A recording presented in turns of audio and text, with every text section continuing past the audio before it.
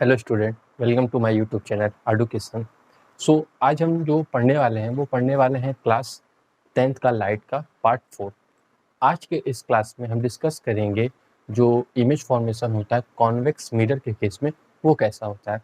जब भी कोई लाइट रे किसी कॉन्वेक्स मिरर में आती है तो कैसे रिफ्लेक्ट करती है इसके बारे में जानेंगे। क्लियर है? तो आइए स्टार्ट करते हैं। ठीक, तो बच्चों ये एक हमारा कॉन्वेक्स मिरर है। कौन सा मिरर है बच्चों? कॉन्वेक्स मिरर है। ठीक है, कॉन्वेक्स मिरर में जो रिफ्लेक्टिंग सरफेस होता है जिससे लाइट रिफ्लेक्ट करती है वो आउटसाइड होता है। ठीक है, जो स्फीयर होगा उसका जो आउटर सरफेस होगा वो उसका रिफ्लेक्टिंग सरफेस होता है। उसका जो इनसाइड वाला सरफेस होता है वो कोटेड रहता है। ठीक है, कॉन्केव मिरर के केस से जस्ट उल्टा। ठीक है, कॉन्केव मिरर में इनसाइड वाला था, ठीक है, और कॉन्वेक्स में आउटसाइड वाला होता है। क्लियर है? तो अगर हम इस स्फीयर को देखेंगे तो इसको अगर हम एक इमेजिनरी होलो स्फीयर बनाएंगे तो ये कोई इस तरह बनेगा। ठीक है, तो इसमें जो सेंटर ऑफ कर्वेचर इसका आएगा, ये कहाँ पे आएगा? ये बिहाइंड द मिरर आएगा। ठीक है, तो कॉन्वेक्स मिरर में जो सेंटर ऑफ कर्वेचर और फोकस होता है दोनों बिहाइंड द मिरर होता है। क्लियर है? दोनों कहाँ पे होता है? बिहाइंड द मिरर होता है, इन फ्रंट ऑफ मिरर नहीं होता है। ठीक है, कॉन्केव मिरर के केस में वो इन फ्रंट ऑफ मिरर होता था, और कॉन्वेक्स मिरर के केस में जो हमारा सेंटर ऑफ कर्वेचर और फोकस होता है वो कहाँ होता है? बिहाइंड द मिरर होता है, क्योंकि इसका जो रिफ्लेक्टिंग सरफेस है वो तो आउटसाइड है ना, इनसाइड तो है नहीं। ठीक है, और कॉन्वेक्स मिरर में अगर कोई भी लाइट रे आती है तो वो जैसे कॉन्केव मिरर में क्या होता था? कॉन्केव मिरर में होता था कि जो भी लाइट रे आती थी वो उसको एक पॉइंट पे ले जाके कन्वर्ट करता था, वो सारी लाइट रे को एक पॉइंट पे ले जाता था। इस केस में क्या है कि इस पे तो कोई लाइट रे आ रही है तो जब इस पे स्ट्राइक करेगी तो वो बाहर की तरफ जाएगी, वो उसको एक पॉइंट पे नहीं ले जाएगा। ठीक है, कोई भी लाइट रे अगर आ रही है तो ऐसा नहीं है कि इस पे स्ट्राइक करने के बाद ऐसे जाएगी, नहीं, वो क्या करेगी? वो आउटवर्ड साइड जाएगी, बाहर की तरफ जाएगी। क्लियर है? क्योंकि इसका सरफेस कुछ इस तरह से है, इस पे जो लाइट पड़ती है वो किधर जाती है? बाहर की तरफ जाती है। इसलिए हम इसको कैसा मिरर कहते हैं? इसको हम कहते हैं डाइवर्जिंग मिरर। इसको कैसा मिरर कहते हैं बच्चों? इसको कहते हैं डाइवर्जिंग मिरर, क्योंकि इस पे जो लाइट रेज आती है उसको क्या करता है? वो डाइवर्ज करता है। क्लियर है? और कॉन्केव मिरर क्या करता था? उसको कन्वर्ज करता था, उसको एक पॉइंट पे ले आता था, इसलिए उसको हम लोग कन्वर्जिंग मिरर कहते हैं। और कॉन्वेक्स मिरर कौन सा मिरर कहते हैं? डाइवर्जिंग मिरर कहते हैं। क्लियर है? अब हम कुछ रूल जानते हैं कि अगर इसमें कोई लाइट आती है तो वो कैसे रिफ्लेक्ट करती है। ठीक है, वन बाय वन हम उन रूल्स को जानेंगे। क्लियर? ठीक है बच्चों? ठीक है बच्चों, तो केस फर्स्ट देखते हैं। केस फर्स्ट हम क्या देखते हैं कि कोई लाइट रे आ रही है parallel to the principal axis. कोई भी लाइट रे कहाँ आ रही है? Parallel to the principal axis आ रही है। तो जब इस मिरर पे वो फॉल करेगी तो रिफ्लेक्ट करेगी कहाँ की तरफ? बाहर की तरफ। क्लियर? वो बाहर की तरफ जाएगी। कॉन्केव में क्या होता था? वो अंदर की तरफ आती थी। ठीक है, इस पे कहाँ आएगी? बाहर की तरफ। लेकिन हमको ऐसा लगेगा कि ये जो रे है वो कहाँ से आ रहा है? ये रे हमारा आ रहा है फोकस से। कहाँ से आ रहा है? फोकस से आ रहा है, ऐसा हमको लगेगा कि लाइट कहाँ से आ रही है? फोकस से आ रही है। क्लियर है? जब भी जो ये लाइट बाहर जा रही है ये कहाँ से हमको आते हुए दिखेगी? हमको आते हुए दिखेगी फोकस से। क्लियर है? तो कोई भी लाइट रे अगर पैरेलल आती है प्रिंसिपल एक्सिस के तो वो उस पर स्ट्राइक करने के बाद कॉन्वेक्स मिरर पे वो बाहर की तरफ जाती है, लेकिन जो लाइट बाहर की तरफ जा रही है वो हमको लगेगा कि कहाँ से आ रही है? फोकस से आ रही है। वो आती नहीं है पर हमको ऐसा लगता है कि वो उस पॉइंट से आ रही है। क्लियर है? और वो पॉइंट कौन सा है बच्चों? वो पॉइंट है फोकस। क्लियर है? अब रूल टू क्या है बच्चों? रूल टू हमसे ये कहता है कि कोई भी लाइट रे अगर सेंटर ऑफ कर्वेचर की तरफ आ रही है, कोई भी लाइट रे अगर सेंटर ऑफ कर्वेचर की तरफ आ रही है कॉन्वेक्स मिरर के केस में, तो वो उसी पाथ को ही फॉलो करेगी। ठीक है, अगर ये आ रही है ऐसे तो इसी पाथ को फॉलो करेगी और रिफ्लेक्ट बैक होगी। अगर कोई लाइट किधर आ रही है? सेंटर ऑफ कर्वेचर की तरफ आ रही है। ठीक है, ये डैश डैश जो लाइन में बता रहा हूँ ये मैं बस बता रहा हूँ कि ऐसा हमको लगेगा, ठीक है, कि वो सेंटर ऑफ कर्वेचर से आ रही है।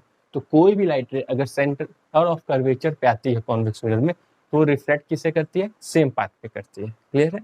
नेक्स्ट रूल थर्ड अब हमसे क्या कहता है? रूल थर्ड बच्चों हमसे ये कहता है कि कोई भी लाइट रे अगर फोकस की तरफ आ रही है, किसकी तरफ आ रही है बच्चों? फोकस की तरफ। देखिए मैंने इसको डैश डैश करके बनाया है, जैसे ये लगे कि ये कहाँ से आ रही है, किस तरफ आ रही है? फोकस की तरफ आ रही है। तो कोई भी लाइट अगर फोकस की तरफ आती है तो जब इस पे स्ट्राइक करती है वो पैरेलल जाती है प्रिंसिपल एक्सिस के। कहाँ से जाती है? पैरेलल जाती है प्रिंसिपल एक्सिस के। तो कोई भी लाइट रे अगर आ रही है फोकस की तरफ तो कैसे जाएगी बच्चों? पैरेलल जाएगी प्रिंसिपल एक्सिस के। क्लियर है? कोई भी लाइट रे अगर बच्चों फोकस की तरफ आती है तो वो जब मिरर पे स्ट्राइक करेगी तो कैसे जाएगी बच्चों, वो रिफ्लेक्ट करेगी parallel to the principal axis. ये मेरा प्रिंसिपल एक्सिस है, इसके पैरेलली जाएगी। क्लियर है? नेक्स्ट देखते हैं केस 4 क्या है बच्चों। केस 4 ये कहता है हमसे कि अगर कोई भी लाइट रे पोल पे आ रही है ऑफ ए कॉन्वेक्स मिरर तो वो रिफ्लेक्ट करेगी making the same angle with respect to incident ray. ठीक है, जिस एंगल पे ये इंसिडेंट रे स्ट्राइक करेगा इस पोल पे उसी एंगल से वो लाइट रे रिफ्लेक्ट करेगी। ठीक है, तो एंगल आई किसके इक्वल होगा, एंगल आर के। तो कोई भी लाइट रे इंसिडेंट कर रही है पोल पे तो रिफ्लेक्ट करेगी सेम एंगल से। ठीक है, जितना एंगल वो बनाएगी, इंसिडेंट एंगल जितना वो बनाएगी उस पोल पे आने पे उतना ही वो रिफ्लेक्टेड एंगल रहेगा, वो सेम एंगल पे ही रिफ्लेक्ट करेगा, एंगल में कोई भी डिफरेंस नहीं आएगा। अगर ये लाइटें 30 डिग्री के एंगल पे आ रही है तो ये रिफ्लेक्ट भी कितने में करेगी बच्चों, ये 30 डिग्री के ही एंगल पर रिफ्लेक्ट करेगी। ठीक है, केस 4 हमसे ये कहता है लाइटें कहाँ पे फॉल होनी चाहिए, लाइटें फॉल होनी चाहिए पोल पे। ठीक है, तो कोई भी लाइट पोल पे अगर आती है तो जितने एंगल पे वो आती है उतने एंगल पे वो रिफ्लेक्ट करेगी। क्लियर है बच्चों? तो ये चारों हमारे केसेस हैं। ठीक है, एक बार हम इनका समरी देख लेते हैं। तो बच्चों ये है हमारे 4 केस। तो फर्स्ट केस में क्या था कि कोई भी लाइट अगर पैरेलल आ रही है प्रिंसिपल एक्सिस के तो रिफ्लेक्ट करेगी आउटवर्ड साइड, लेकिन हमको कैसा लगेगा कि वो लाइट कहाँ से रिफ्लेक्ट कर रही है, फोकस से रिफ्लेक्ट कर रही है। क्लियर है? सेकंड केस हमसे कहता था कि कोई भी लाइट अगर सेंटर ऑफ कर्वेचर की तरफ आ रही है तो वो सेंटर ऑफ उसी पाथ को ही फॉलो करके रिफ्लेक्ट करेगी। ठीक है, थर्ड केस हमसे कहता था कि कोई भी लाइट अगर फोकस की तरफ आ रही है, कोई भी लाइट अगर फोकस की तरफ आ रही है तो रिफ्लेक्ट किससे करेगी, parallel to the principal axis करेगी। क्लियर है? और फोर्थ केस हमसे कहता था कि कोई भी लाइट रे अगर इंसिडेंट कर रही है कहाँ पे, पोल पे, तो जितने एंगल पे वो इंसिडेंट कर रही है उतने ही एंगल पे वो रिफ्लेक्ट करेगी, जितने ही एंगल पे वो इंसिडेंट कर रही है उतने ही एंगल पे रिफ्लेक्ट करेगी। तो ये 4 केसेस होते हैं जो रे डायग्राम होते हैं, जो रे डायग्राम हम अभी बनाएंगे कॉन्वेक्स मिरर में। तो ये 4 रूल्स फॉलो करते हैं लाइट रे। ठीक है, इस तरह से वो रिफ्लेक्ट करते हैं। क्लियर है? अब देख लेते हैं कि जो इमेज फॉर्मेशन होता है in case of convex mirror वो कितने टाइप्स के होते हैं। ठीक है, नेक्स्ट बच्चों अब हम देखते हैं कॉन्वेक्स मिरर में जो इमेज डायग्राम होता है वो कैसा होता है। तो उसको जानने से पहले एक चीज़ आप लोग नोट कर लीजिए कि कॉन्वेक्स मिरर केस में, कॉन्वेक्स मिरर के केस में जो इमेज बनेगी वो हमेशा वर्चुअल होगी और इरेक्ट होगी और स्मॉल होगी। वर्चुअल होगी, इरेक्ट होगी और स्मॉल होगी। ठीक है, क्या होगी बच्चों, वर्चुअल होगी, इरेक्ट होगी और स्मॉल होगी। यही होगा, यही तीनों जो उस इमेज का जो नेचर होगा यही तीनों होगा। ठीक है, कॉन्केव मिरर में आपने देखा था कि वर्चुअल भी होता था, रियल भी होता था, लेकिन इसमें क्या है, इसमें केवल वर्चुअल होगा, इरेक्ट होगा और स्मॉल होगा। ठीक है, आप कॉन्केव मिरर के केस में लार्ज इमेज भी पाते थे, लेकिन इसमें हमेशा आपको जो साइज मिलेगा वो कैसा मिलेगा, स्मॉल मिलेगा। तो ये बात हमेशा नोट करके रखिएगा। ठीक है, कॉन्वेक्स मिरर हमेशा स्मॉल, वर्चुअल और इरेक्ट इमेज बनाता है। ठीक है, हमेशा कॉन्केव ही ऐसा मिरर है जो स्मॉल और लार्ज, वर्चुअल और रियल, ठीक है, इरेक्ट और इन्वर्टेड दोनों बनाता है, लेकिन जो कॉन्वेक्स होता है वो हमेशा वर्चुअल, इरेक्ट और स्मॉल बनाता है। ठीक है, इस बात को नोट कर लीजिएगा, सबसे इंपॉर्टेंट बात है कि कॉन्वेक्स मिरर के केस में कभी भी हमको लार्ज, रियल और इन्वर्टेड इमेज नहीं मिलती है, हमेशा वर्चुअल, इरेक्ट और स्मॉल इमेज मिलती है। क्लियर है? अब देख लेते हैं जो रे डायग्राम होता है। कॉन्वेक्स मिरर में हमको केवल 2 टाइप के रे डायग्राम मिलते हैं। ठीक है, केवल 2 टाइप के ही रे डायग्राम होते हैं। एक, जब हमारा ऑब्जेक्ट किसी एक इनफाइनाइट पोजीशन पे रखा हो, एक हमारा ऑब्जेक्ट कहाँ पे रखा हो, किसी इनफाइनाइट पोजीशन पे रखा हो, और सेकंड किसी भी पोजीशन पे रखा हो अदर देन इनफाइनाइट। ठीक है, किसी भी पोजीशन पे रखा हो अदर देन इनफाइनाइट। केवल 2 केसेस होते हैं। पहला होता है कि किसी इनफाइनाइट पोजीशन पे रखा हो, और सेकंड केस होता है other than infinite. Other than infinite, infinite को छोड़ के कहीं पे भी रखा हो, केवल यही 2 होते हैं। ठीक है, चाहे आप उस ऑब्जेक्ट को यहाँ रखो, चाहे यहाँ रखो, चाहे यहाँ रखो, चाहे यहाँ रखो। ठीक है, बस इनफाइनाइट पे ना रखो और किसी भी पोजीशन पे रखो, तो उस पर जो इमेज मिलेगा वो सेम होगा। उस पर जो इमेज मिलेगा वो क्या होगा, सेम होगा। जैसे कि आप कॉन्केव मिरर में जब ऑब्जेक्ट का पोजीशन अलग अलग रखते थे आपको अलग अलग टाइप के इमेज मिलती थी, लेकिन इसमें क्या है, इमेज जो मिलेगा वो सेम मिलेगा। तो इस कॉन्वेक्स में केस में केवल 2 टाइप के केसेस होते हैं। एक, जब हमारा ऑब्जेक्ट कहाँ रखा हो, इनफाइनाइट पे रखा हो, और दूसरा क्या है कि ऑब्जेक्ट कहीं पे भी रखा हो अदर देन इनफाइनाइट, वो इनफाइनाइट पे ना हो और कहीं पे भी हो। क्लियर है? तो अब उसका हम उन दोनों का हम रे डायग्राम बनाते हैं। ठीक है, तो केस फर्स्ट है बच्चों कि हमारा ऑब्जेक्ट कहाँ रखा हो, किसी एक इनफाइनाइट पोजीशन पे रखा है। तो इमेज फाइंड आउट करने के लिए कितने रे डायग्राम्स की जरूरत होती है, 2। तो मैंने एक रे डायग्राम लिया और एक रे लिया, तो ये रे और ये रे मेरी जा रही है।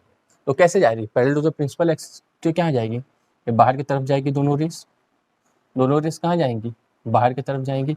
लेकिन हमको अगर मैं इसको आगे बढ़ाऊंगा तो ये कहीं मुझको लगेगा कि ये कहाँ से आ रही है बच्चों, ये आ रही है आपकी फोकस से। ठीक है, तो ये दोनों रेस जाके कहाँ पे मिलेंगे, फोकस पे मिलेंगे, बिहाइंड द मिरर मिलेंगे। और कहाँ मिलेंगे बच्चों, फोकस पे मिलेंगे। ठीक है, तो बिहाइंड द मिरर मिल रहा है, इसका मतलब कैसा इमेज है बच्चों, वर्चुअल है। ऐसा है, वर्चुअल है। सेकंड क्या है, वो इरेक्ट होगा। कैसा होगा बच्चों, इरेक्ट होगा। और थर्ड वो स्मॉल होगा। कैसा होगा, स्मॉल होगा। ठीक है, अगर हम इनफाइनाइट पोजीशन पे कहीं रख रहे हैं तो हमको जो इमेज की जो पोजीशन होगी वो कहाँ मिलेगी बच्चों, फोकस पे मिलेगी। कहाँ मिलेगी, फोकस पे। ये भी लिख लीजिए, कहाँ मिलेगी, फोकस पे। इमेज कहाँ मिलेगा, फोकस से मिलेगा। और वो कैसा होगा, वो वर्चुअल होगा और इरेक्ट होगा। ठीक है, और उसकी साइज क्या होगी बच्चों, स्मॉल होगी। ये कौन सा केस है बच्चों, फर्स्ट केस है, जब हमारा ऑब्जेक्ट कहाँ पे रखा होगा, किसी एक इनफाइनाइट पोजीशन पे रखा होगा। क्लियर है? अब सेकंड केस देखते हैं।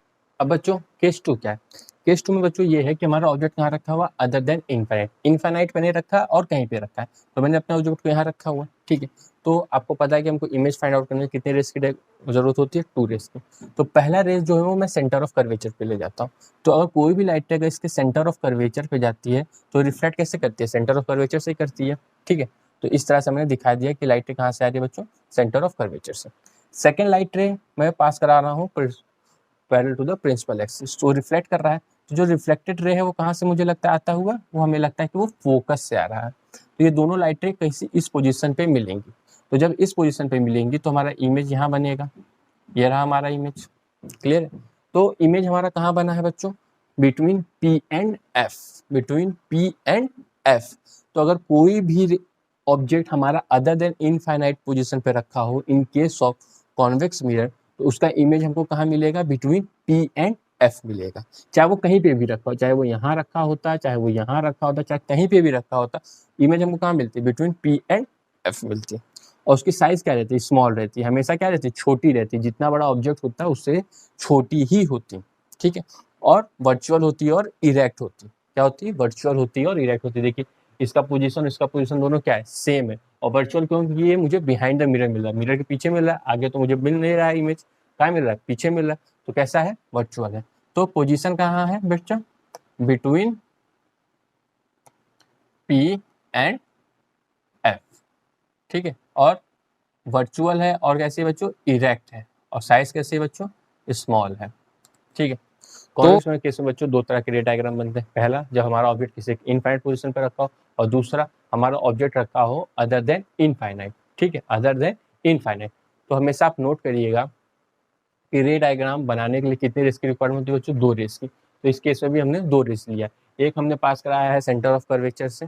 ठीक है, एक कहाँ से पास कराया बच्चों, सेंटर ऑफ कर्वेचर। तो कोई भी लाइट सेंटर ऑफ कर्वेचर जाती है तो रिफ्लेक्ट भी कैसे करती है, सेंटर ऑफ कर्वेचर से ही करती है। और दूसरी पैरेलल जा रही है प्रिंसिपल एक्सिस के। तो जो कोई भी लाइट पैरेलल जा रही है प्रिंसिपल एक्सिस के, तो रिफ्लेक्ट कैसे करती है, आउटसाइड करती है। लेकिन वो हमको कैसा लगता है, जो रिफ्लेक्टेड रे हो रहा है वो कहाँ से हो रहा है, वो आ कहाँ से रही है, फोकस से आ रही है। तो ये दोनों रे यहाँ पे जाके मिलती है, तो वहाँ पे मेरा इमेज फॉर्म होता है। ठीक है, तो इस तरह से इन दोनों टाइप्स का हमको पढ़ना होता है।